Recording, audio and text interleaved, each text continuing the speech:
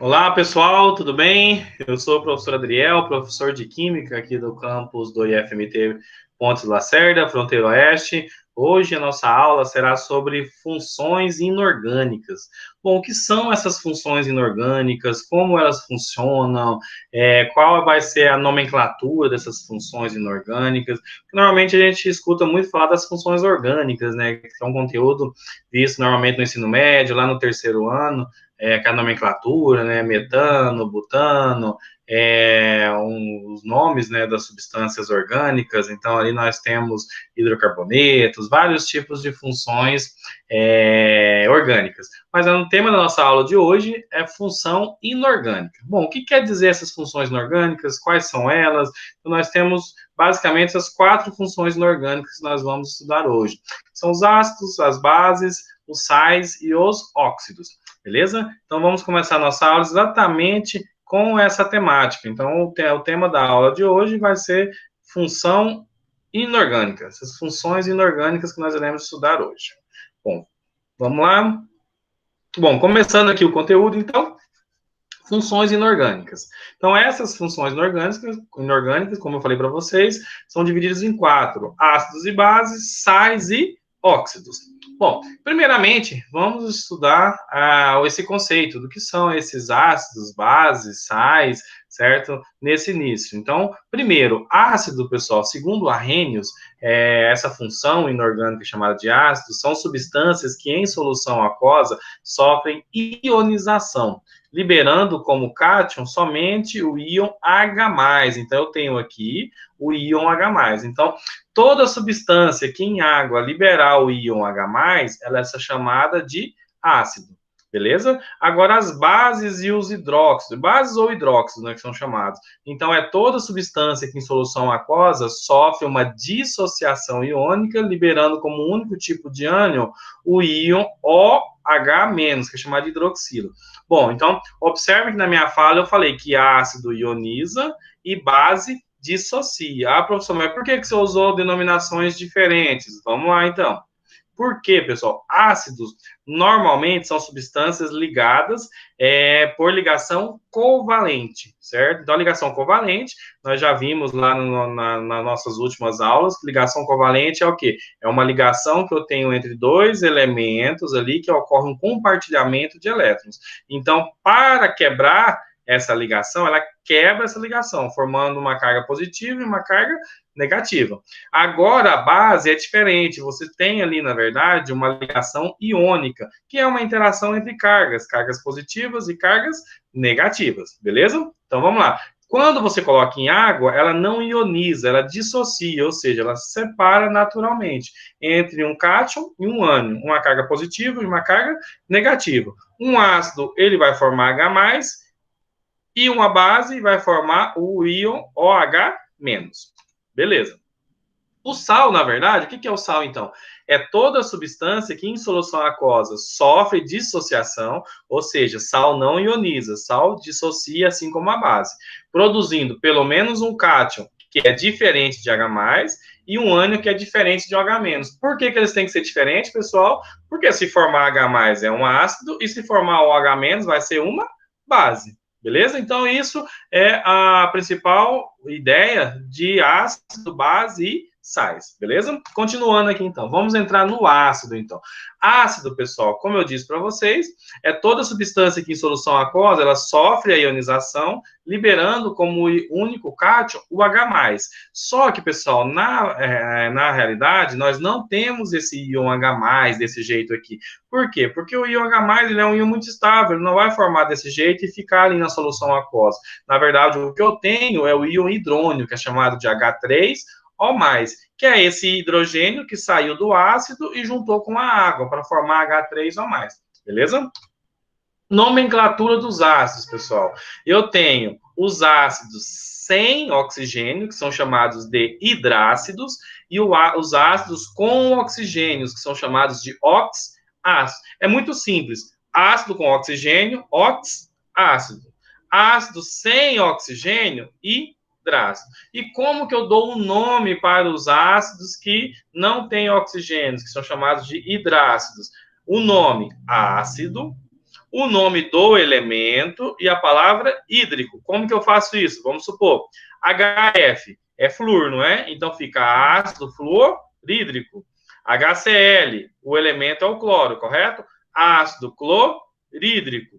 Aqui, o elemento é o bromo, ácido bromídrico. Lembrando, pessoal, quando o ácido termina, o nome do elemento termina com a vogal, eu tiro essa vogal. Por exemplo, não está ácido bromohídrico, é ácido bromídrico. Iodo termina com O, então não está ácido iodohídrico, é ácido iodídrico, certo? Aqui, enxofre, aqui tem um diferencial, pessoal, não está o nome enxofídrico, não tem. Toda vez que tiver ácidos no formato de enxofre, certo? A gente sempre usa a palavra sulfo. Então, aqui vai ficar o quê? Ácido sulfídrico. E o cianeto, que é o CN aqui, ácido cianídrico. E os oxácidos? Como que eu dou o nome para os oxácidos, pessoal? Os oxácidos já tem que levar em consideração alguns ácidos padrões. O que são esses ácidos padrões, então?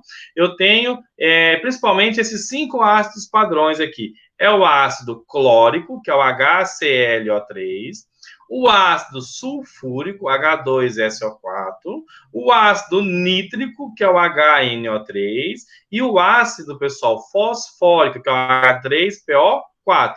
E para finalizar, o ácido carbônico, H2CO3.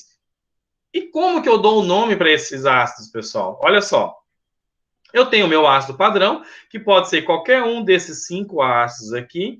E aí, agora, eu vou dando os nomes para eles conforme eles vão ou ganhando hidrogênio, ou ganhando oxigênio, ou perdendo oxigênio, certo? Então, vamos ver os exemplos aqui. Por exemplo, o ácido clórico é meu padrão, certo? Então, se ele perde um oxigênio, eu tiro o íco, coloco oso. Então, olha só, HClO3 virou HClO2, agora virou ácido cloroso. Se ele perder mais um oxigênio, que é o caso de baixo aqui, HClO, já vira ácido hipocloroso. E se acontecer o contrário agora? Em vez dele perder um oxigênio, ele ganhar esse oxigênio. Então, como que ele vai ficar, pessoal? HClO4. Então, eu adiciono a palavra per antes do nome dele. Então, vai ficar ácido perclórico. Beleza? Vamos lá, pessoal. Continuando aqui, então. Vamos pegar o ácido sulfúrico, por exemplo. Então, aqui, ácido sulfúrico é o meu ácido padrão. Então, tá aqui, ácido sulfúrico. E ele perdeu um oxigênio, porque agora é H2SO3. Agora fica ácido sulfuroso. Então, lembrando, sempre, pessoal, perdeu o oxigênio, adiciona a palavra oso. Perdeu mais um oxigênio, adiciona a palavra hipooso. Ganhou oxigênio, certo? No ácido padrão, você adiciona a palavra per antes do nome. No caso, o ácido perclórico, por exemplo. Bom, essas são as classificações dos ácidos, né, em oxácidos e hidrácidos. Então, aí vocês entenderam a nomenclatura. Só que nós temos a classificação deles também pelo número de hidrogênios ionizáveis. O que quer dizer esses hidrogênios ionizáveis? São aqueles hidrogênios que você consegue retirar do ácido e formar o H+, beleza? Isso é muito simples. Se ele tiver um hidrogênio ionizável, monoácido, 2 diácido, 3 triácido, 4 tetraácidos. Então, isso aí é pelo número de hidrogênios ionizáveis, certo? Temos que nos atentar, pessoal, ao que é esse hidrogênio ionizável. Então, nesse caso aqui, por exemplo, eu tenho um hidrogênio ionizável, monoácido, 2 hidrogênios ionizáveis no H2S, diácido. Aqui no HCN eu tenho só um hidrogênio ionizável, então ele é um monoácido. Aqui nesse caso, eu tenho HClO4, um hidrogênio, H2SO4, 2 diácido, HNO3, um hidrogênio monoácido, e aqui 3 hidrogênios triácido. Beleza? E assim sucessivamente, pessoal. Observem que podem ter peguinhas que podem acontecer. Por exemplo, o H3PO3, que é o ácido fosfórico, ele só possui 2 hidrogênios ionizáveis. Ah, professor, mas olha só, tem 3 hidrogênios ali, mas um desses hidrogênios, que é o hidrogênio que está ligado ao ao fósforo, aqui ele não é um hidrogênio ionizável, então ele é difícil de retirar do fósforo. Então, observe, hidrogênios ionizáveis, normalmente eles estão ligados no oxigênio, ou às vezes no carbono, certo? Então, no carbono, por exemplo, no caso do HCN, aqui em cima, ele é ionizável, mas tem outros momentos que às vezes ele não é. Então, ele tem que estar ligado num elemento que tem uma eletronegatividade relativamente alta ali,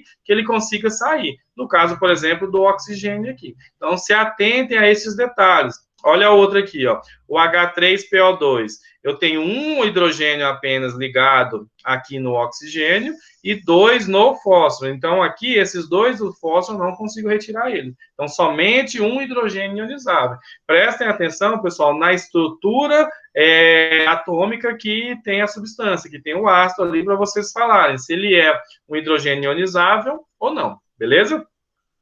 Os hidrácidos são classificados, e os oxácidos também, como ácido forte, semiforte ou fraco. O que quer dizer isso? Quanto mais o ácido ele ionizar, mais forte ele é. Quanto menos ele ionizar, mais fraco ele é. Então, quando vocês ouvirem falar, esse ácido ele é forte por quê? Porque ele tem um alto grau de ionização. Esse ácido é fraco. Por que ele é fraco? Porque ele tem uma baixa ionização, beleza? Aplicações dos ácidos aqui são apenas alguns exemplos para vocês verem que nós estamos no dia a dia, sempre trabalhando com ácidos. Então, o ácido fluorídrico, por exemplo, ele corrói os vidros, então, normalmente escritas em vidros, ele é feito ali com a substância à base de ácido fluorídrico, que é o HF. O ácido clorídrico, ele tem no nosso estômago, que é chamado de suco gástrico, então, aquela azia que às vezes nós sentimos depois de comer uma feijoada no domingo ali, sabe, ali quando você come uma comida pesada e você tem ali um excesso de suco gástrico no estômago, então é o HCl, é o ácido clorídrico que está no nosso estômago. Ácido sulfídrico, ele é um gás venenoso, ele é incolor, formado na putrefação de substâncias orgânicas naturais e que contém enxofre, por isso o mau cheiro dele. E ele é responsável por grande parte pelo cheiro de ovo podre, certo? Então, ele, em alguns animais, ele possui essa liberação aí com esse odor desagradável que serve como repelente. O ácido cianídrico, que é o HCN, ele é uma substância que indica a solução aquosa de gás cianídrico que ele é incolor, certo? Ele tem um cheiro de amêndoas amargas e normalmente ele tem, por exemplo, uma substância aí numa planta que nós conhecemos aqui no Brasil que é chamado de mandioca brava. Então ela tem o cianeto, o HCN ali, tanto é que para fazer essa preparação tem todo um trabalho que ali o cozinheiro tem que fazer para retirar essas substâncias que elas são substâncias tóxicas. O ácido carbônico, ele é um dos ácidos muito conhecidos aí nas bebidas gaseificadas. Então, ali, na verdade, nós temos o CO2 e a água, que forma uma substância intermediária, que é o ácido carbônico. Então, na verdade, o ácido carbônico, ele possui aí nas nossas bebidas gaseificadas. O ácido acético, para quem gosta de uma boa salada, né? Então, é conhecido também como vinagre. Aquele cheiro característico do vinagre ali, ele é proveniente do ácido acético. Então, vocês podem observar que no nosso dia a dia, nós temos aí vários tipos de ácidos na nossa convivência, beleza? Bom, falamos dos ácidos, agora nós vamos falar um pouquinho das bases. Como eu falei para vocês, base é toda substância que em solução aquosa, ela sofre dissociação, liberando como único tipo de ânion o OH-. Então, ácidos liberam H+, e bases ou hidróxidos liberam OH-. Bom, vamos lá. Nomenclatura das bases, pessoal, bem mais simples que dos ácidos. Então, como que nós vamos chamar as bases? Sempre as bases vão começar com o nome hidróxido de alguma coisa. Neste caso, esse alguma coisa é o nome do cátion. Por exemplo, o NaOH, hidróxido de sódio. Neste caso aqui, o cálcio, hidróxido de cálcio. Alumínio, hidróxido de alumínio. Então, sempre essa nomenclatura é hidróxido de o nome do cátion, beleza? Classificação das bases. Igual aos ácidos, se eu tenho um OH, é chamado de monobase. Se eu tiver 2 OH, dibase. 3 OH, tribase, certo? 4 OH, tetrabase. Então, é bem simples, pessoal. Então, nós vamos olhar sempre na estrutura da minha base ali, e aí eu vou colocar a classificação dela, beleza? Essa solubilidade dela em água, dessas bases, ela é muito relativa. Então, por exemplo, aqui, ela aumenta essa solubilidade com bases com metais alcalinos e vai diminuindo metais alcalinos terrosos e outros metais que são quase insolúveis. Então, se eu perguntar para vocês, coloca ali um grupo de bases ali e pergunto para vocês, quais dessas bases aqui são mais solúveis? Então, vocês vão sempre olhar. Se for uma base que tiver um metal alcalino, que é aquela primeira coluna lá da tabela periódica, certo? Lembra? Primeira coluna, a família 1A também é metais alcalinos. Família 2A, alcalinos terrosos. E aí os restos dos metais normalmente são bases insolúveis. Então isso é importante vocês prestarem atenção. Aqui, a única base que não apresenta metal em sua fórmula é o hidróxido de amônio, e ela é uma base solúvel. Então, o hidróxido de amônio, que é o NH4OH, ele é uma base que não possui metal e é uma base solúvel. Continuando, grau de dissociação, pessoal. Grau de dissociação é a mesma questão das forças que eu falei para vocês de ácidos fortes e ácidos fracos. Aqui está falando grau de dissociação. Grau de dissociação, então, quer dizer, se uma base ela é solúvel, então quer dizer que ela dissocia bastante. Então, ela é uma base forte. Se ela é uma base que insolúvel, ou seja, ela não solubiliza em água, então ela é uma base fraca. Então, aqui eu coloquei alguns exemplos.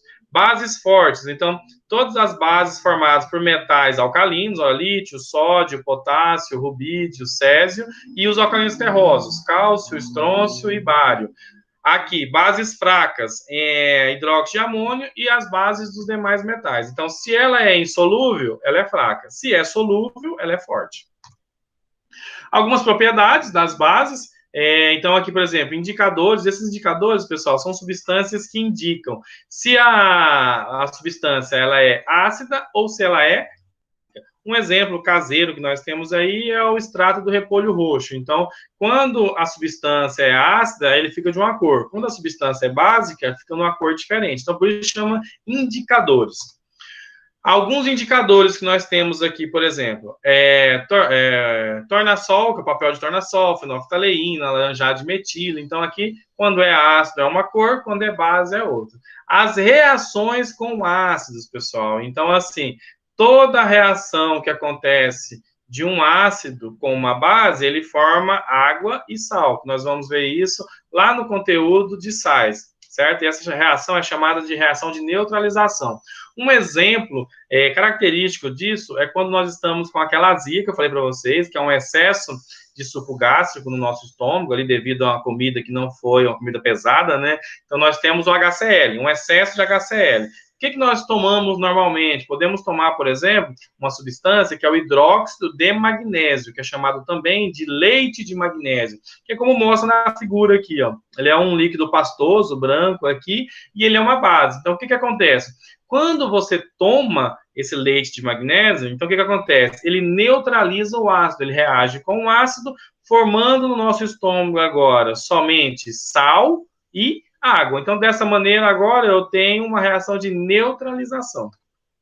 Alguns exemplos de bases: o hidróxido de sódio, NaOH, que é muito utilizado, que é chamado de soda cáustica, né, utilizado para fazer sabão, umas outras funções aí no nosso dia a dia.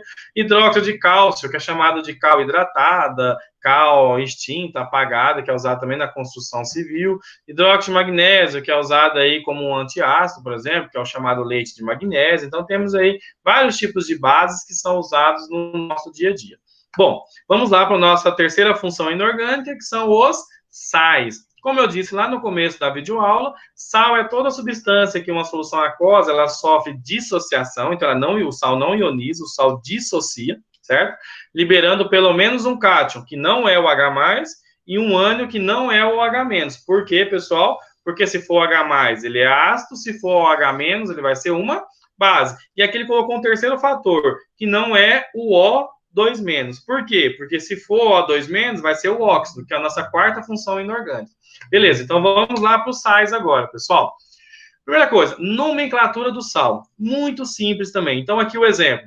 O nome do sal, pessoal, ele é o nome do ânion A mais a palavra de e o nome do cátion. Como que eu vou saber disso, pessoal? Peguem a sua tabela periódica e nela deve estar contido uma tabela com o nome de cátions e ânions, certo? Se vocês não tiverem, procurem na internet qualquer tabela de cátions e ânions que eles vão te dar o nome dele, beleza? Então, por exemplo, olha aqui.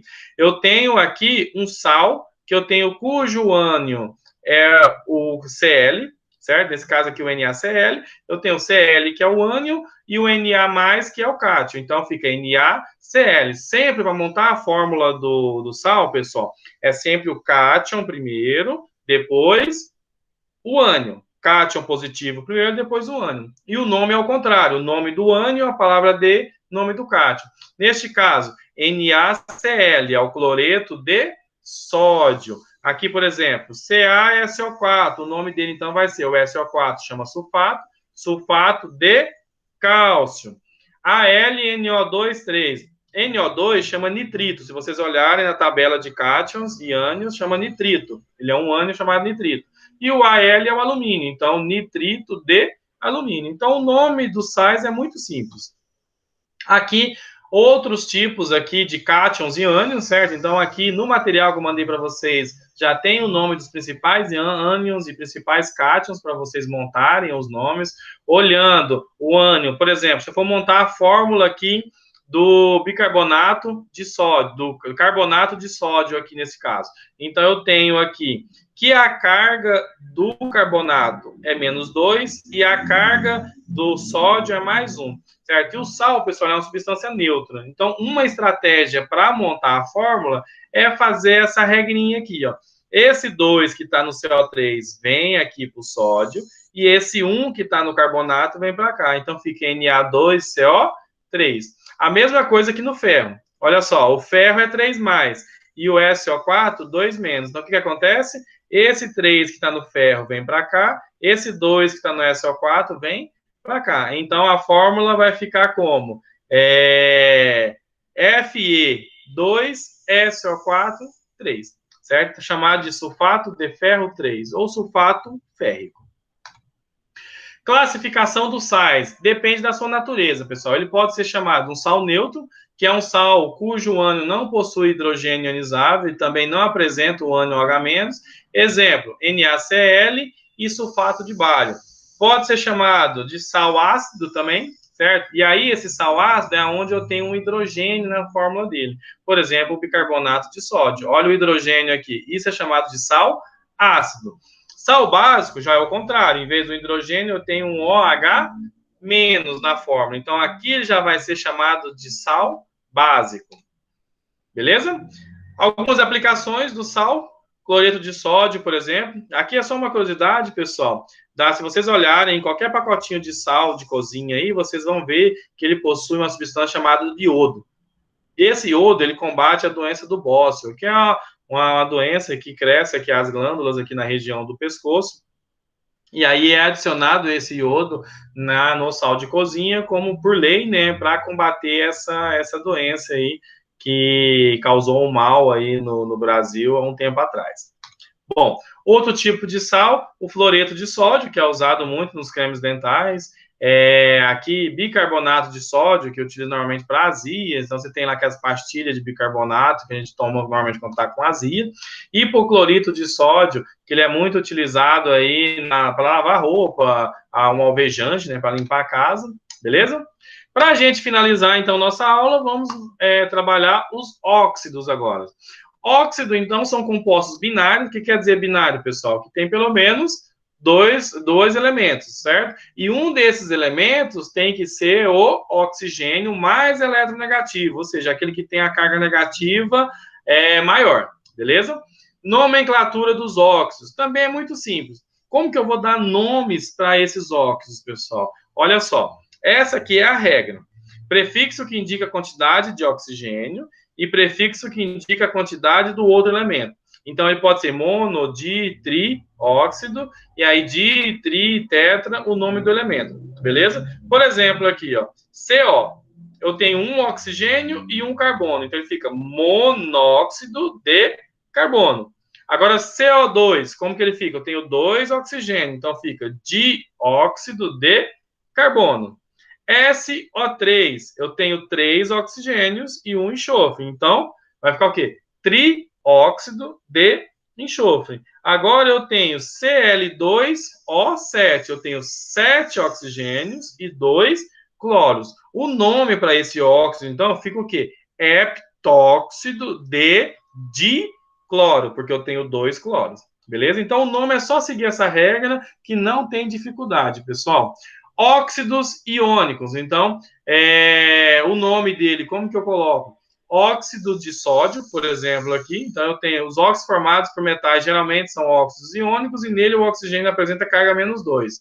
Seu nome é formado da seguinte maneira: óxido de nome do elemento, beleza? Então, neste caso aqui, óxido de sódio, óxido de cálcio. Então, aqui não precisa de eu colocar o nome de cloro, de sódio, de cálcio, de ferro. Então, quando eu tenho metais, são óxidos metálicos, eu não preciso colocar. Então, vai ficar aqui óxido de sódio, óxido de cálcio, óxido de cobre, aí nesse caso cobre 1, porque pode ser cobre 1 ou cobre 2, óxido de ferro 3, porque pode ser ferro 2 ou ferro 3, certo? Classificação dos óxidos. Óxidos básicos, que tem caráter iônico, em que o metal geralmente possui carga +1 ou +2. Então, por exemplo, óxidos básicos, aqui eu tenho 2 exemplos. Óxido de sódio, que o sódio ele possui a carga +1, e o óxido de bário, porque o bário possui a carga +2. Aqui são exemplos de óxidos, aqui neste caso básico, porque eu tenho a água mais fenolftaleína. Quando caiu a cinza do cigarro aqui, ficou rosa. Nós vimos lá na parte de ácidos e bases, que a fenolftaleína, quando está em meio básico, ela fica rosa. Então, esse é um exemplo apenas para a gente especificar o que são esses óxidos ácidos ou básicos. Certo? Então, os óxidos ácidos apresentam caráter covalente e geralmente são formados por ametais. Então, óxidos básicos normalmente são óxidos metálicos e óxidos ácidos normalmente são óxidos que não têm caráter metálico. Então, por exemplo, aqui, CO2, SO2, N2O5 são todos óxidos conhecidos como óxidos ácidos. E os neutros, pessoal, normalmente óxidos neutros são covalentes, isto é, formados por ametais e não reagem com água, certo? Ácido ou base. Alguns exemplos desses óxidos são chamados de óxidos indiferentes ou inertes: monóxido de carbono, monóxido de nitrogênio, monóxido de dinitrogênio. Então, são alguns exemplos aí de óxidos neutros. Beleza, pessoal? E os óxidos anfóteros. Então, é aquele que ele se comporta conforme o meio. Então, ele pode comportar como básico na presença de um ácido ou como ácido na presença de uma base. Às vezes já são óxidos, às vezes um pouco mais raros. Então, por exemplo, aqui, o óxido de zinco, ele se comporta aqui como base na presença do ácido e se comporta como ácido na presença da base. Então, ele é chamado de um óxido anfótero. Óxidos duplos ou mistos. O que quer dizer esses óxidos duplos ou mistos, pessoal? Então, ele é, na verdade, a combinação de 2 óxidos de um mesmo elemento. Então, vamos pegar um exemplo aqui. Fórmula, então eu tenho aqui, por exemplo, o Fe3O4, certo? Que é o tetraóxido de ferro 3. Aqui eu tenho ele aqui, Fe3O4. E os componentes, no caso desse ímã natural, né, que chama de magnetita, eu tenho 2 componentes, que eu tenho aqui o ferro 3, certo? E tenho também o ferro 2. Então, tem a junção aí de 2 tipos diferentes de óxido. Um óxido que é o ferro com o ferro 2 e o outro óxido que é com o ferro 3. Então, essa junção é chamada de óxidos duplos ou mistos. Aqui, neste caso aqui, óxido aqui de chumbo, certo? Então, eu tenho um chumbo aqui, que é o chumbo +2, e eu tenho um chumbo aqui, que é o chumbo +4. Então, eu tenho aqui 2 tipos de chumbo, 2 tipos de óxidos diferentes aqui, certo? Que aí ele tem essa função de ser duplo ou misto. E para a gente finalizar a parte de óxidos, nós temos os chamados peróxidos. O que são os peróxidos, pessoal? São óxidos que contêm lá o O2 com carga 2-. Então, é um O2, quer dizer que cada átomo de oxigênio ali, no caso, ele tem carga -1. É por isso ele é chamado de peróxido. E o peróxido mais comum que nós conhecemos aí, qual que é? O peróxido de hidrogênio. Então, esse é o peróxido mais conhecido. Também conhecido como água oxigenada, certo? Então, se vocês observarem aqui, a carga do oxigênio é -1, porque eu tenho aqui 2 hidrogênio e 2 oxigênio. Então, esse é conhecido como peróxido, que é o peróxido mais conhecido que nós temos. Beleza, pessoal? Então, aqui nós encerramos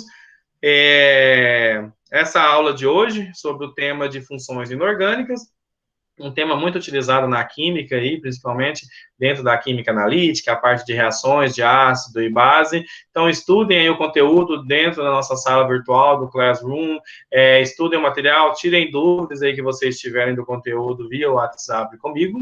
E aí, na próxima aula, a gente vai para a aula 6, que a gente finaliza o conteúdo, a gente vai trabalhar com termodinâmica química ou termoquímica, e aí, na próxima aula, a gente finaliza com as listas de exercícios. Beleza, pessoal? No mais, fiquem todos com Deus aí, foquem nos seus estudos aí e até a próxima aula.